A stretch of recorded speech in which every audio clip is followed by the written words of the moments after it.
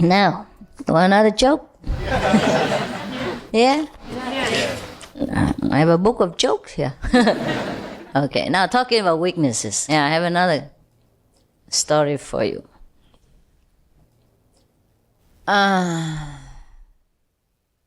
Another priest came to kind of a very famous practitioner, a Jewish rabbi, and asked him something concerning, his personality.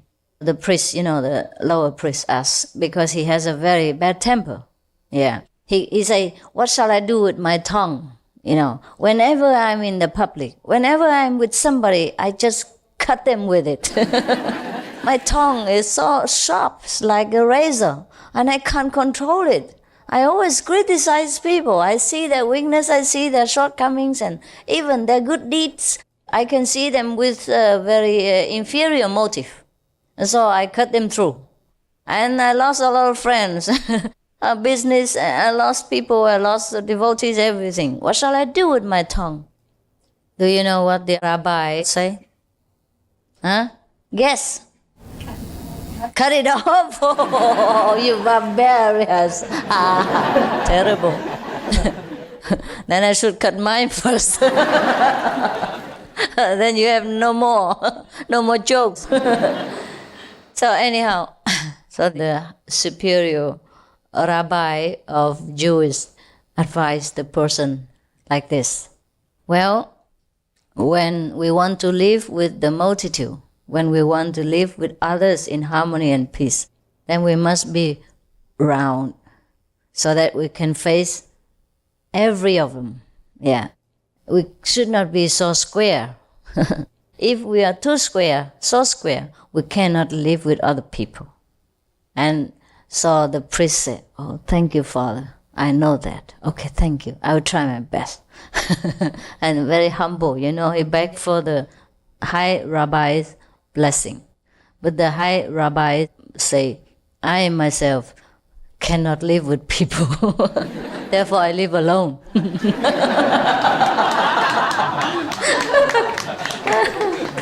Yeah. Well, I said to you sometimes, I really worship you, I respect you a lot because you can live with a lot of people. Everybody told me that to be enlightened, to be monk, to live alone in a mountain is very difficult. But I found it's easier than the way you live your life. Like you live with many people, like your grandpa, grandma, and then maybe a step-grandpa, step-grandma, and then father, mother, and then stepfather, stepmother, and then sister and brother, and stepbrother, stepsister, and then your sister and your nephews and your niece, and then your own niece, and, and your own children, everybody. Sometimes you don't live together, that many people, but then you're often in contact with each other, having parties and all that.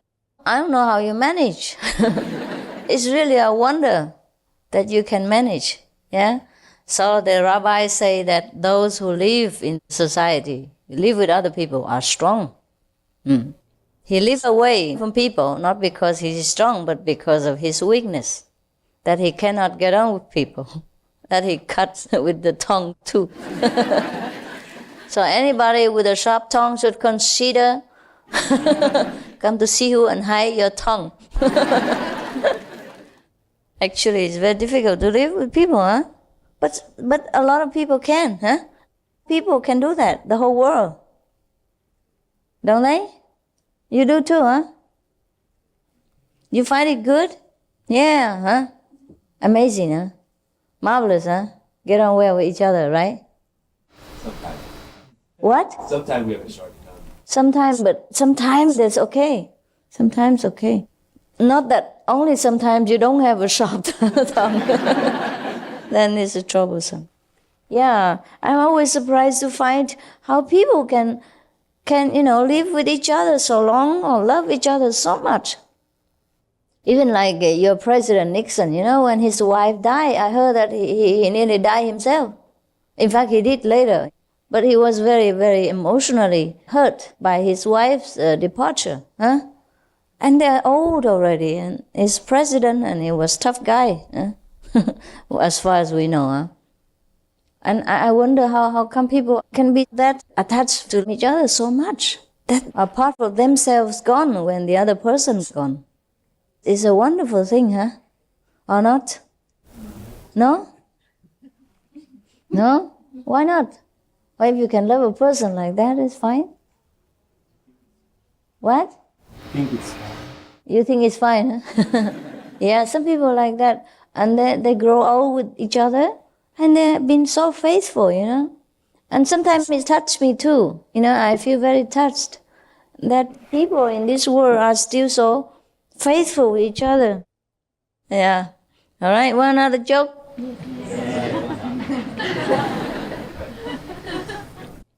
My book of wisdom.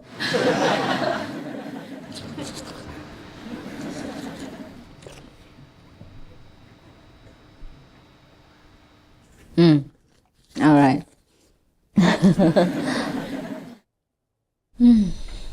You know, we have a lot of incorrect ideas as practitioners. For example, many people think that they should follow the way of the Buddha, you know, forsake everything and go out and beg for our necessity, yeah? And live a very, very bare, simple life, just like the bear, picking berries and things like that. And maybe in that case, we will become very holy or become wise. But that kind of life is not the kind of life that offers us wisdom and Buddhahood. It is that the Buddhahood is already there. You know, when the Buddha attained Buddhahood, it's not because he ate berries and lived a bare life, bare necessity life. You watch a film, The Jungle Book, bare necessity, eating banana, berries and things like that. This won't give you enlightenment. Enlightenment comes alone whenever we seek it. When the time is ripe, enlightenment comes, but not from any kind of physical abuse, or asceticism. Yeah. So there is a joke in Zen Buddhism. Not a joke really, it's kind of a good story. Oh, in Sufism. Sufism is a branch within Islam, which is maybe more liberal, more enlightened. Maybe they have a lineage of enlightened masters, okay? So it is said like this. There was a man wandering into the deep forest.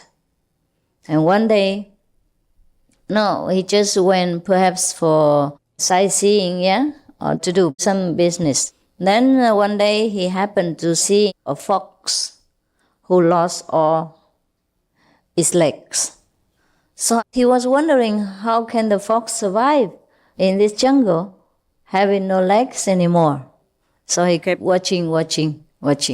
And then he saw a tiger who brought game back and then ate it. And then whatever was left over, the fox fed himself from that. That's how, now he knows. That's how he survived. Then the next day again, God also fed the fox through the tiger again. So the man was somewhat thinking that he was enlightened now. He said, we have to depend on God. We must trust God. And then He will provide everything for us. So he dropped his business, forgot his wife and kids, and didn't even go to Hsihu Center for group meditation anymore.